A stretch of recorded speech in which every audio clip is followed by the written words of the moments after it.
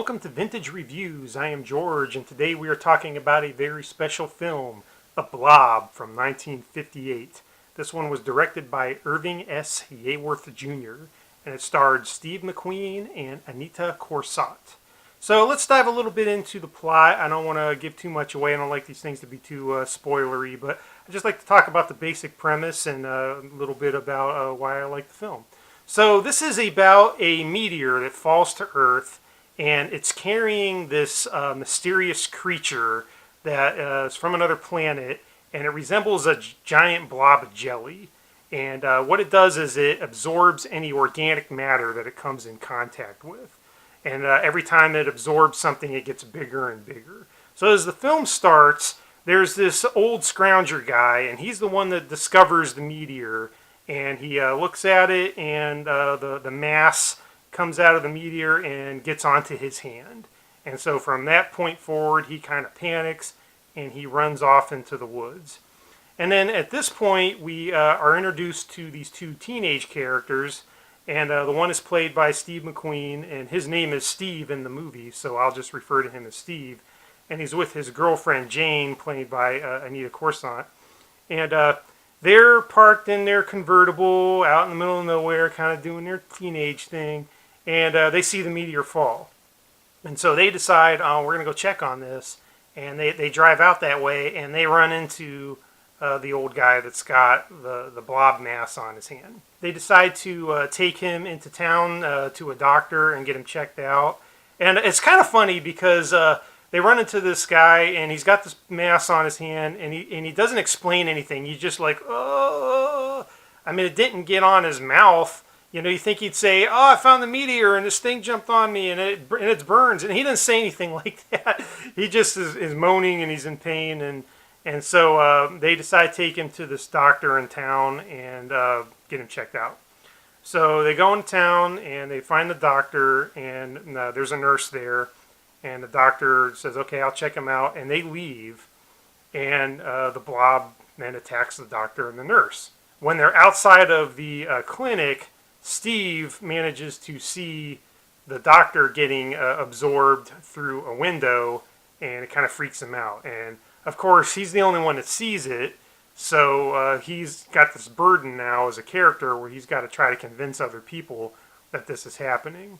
He runs into some other friends of his, some other teenagers, and he manages to convince them pretty easily that this is going on. They don't question him too much, and they kind of join his side pretty quickly.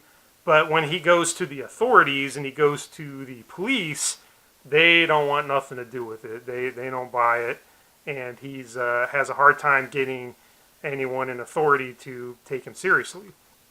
So that kind of becomes a theme of the story where the teenagers have to become their own heroes in a way because the adults don't want to believe in extraterrestrial things, and so they go from there. They try to warn people, and all this time the blob is still rolling around and finding victims, and every time it consumes somebody, it gets bigger and bigger, and until later in the film when it becomes a big, huge problem for the town. This was Steve McQueen's first starring role.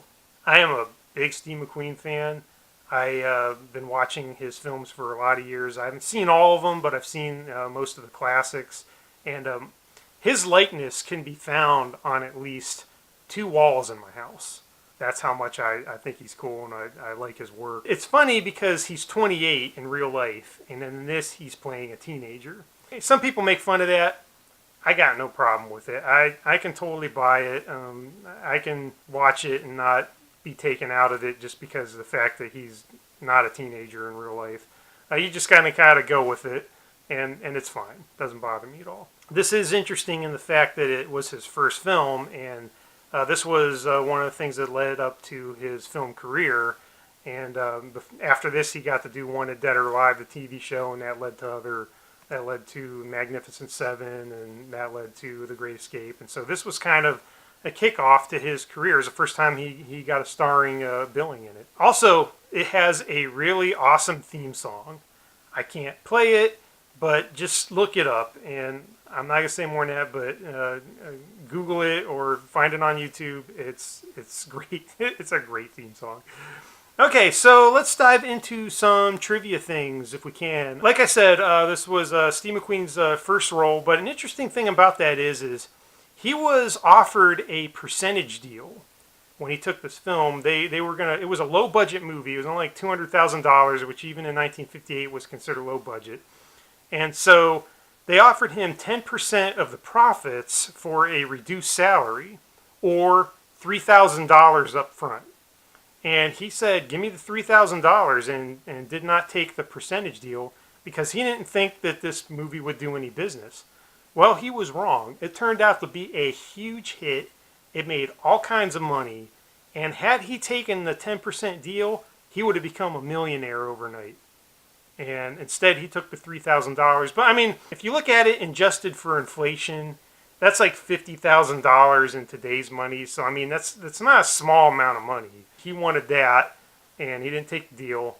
But he actually learned a lesson from this, and later in his career, he was very shrewd about getting percentage deals for his films. I think he learned that because of this situation in this movie. So another interesting fact is the Blob was made from a mixture of red dye and silicone, and it has never dried out and is still kept in its original 5-gallon bucket, which was shipped to the production company in 1958 from Union Carbide. So think about that. The Blob still lives. It has never dried out, and it's still in its original container. How cool is that? I mean, think about it. The Blob is still out there, and it never dried up. I love that. That's just funny to me. So why do I like the film? Why do I want to cover it today? It's just a fun movie. It's a great idea for a monster. I love the Blob. I love that little ball of strawberry jelly rolling around. I mean, think about it at the idea that it is a force of nature. It is not something that fears anything. It's not out for revenge. It doesn't have an agenda. It just wants to eat and keep getting bigger. And that's all it does. And that's pretty frightening. I mean, you know, that when you go for a monster, I mean, you can't get much worse than that. And also, it has a great pedigree in pop culture. I talked about The Fly in another interview, how that came out the same year as this, and how it was parodying The Simpsons, and it had a remake. Well, so did The Blob. The Blob was parodied in The Simpsons, and it had a successful remake in the 1980s.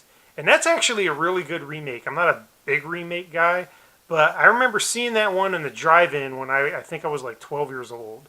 And it holds up today. It's a very good movie. So, I mean, The Blob it started out in this film, and it's had some sequels. It's had some remakes. It's been part of popular culture, and I would like to see it come back.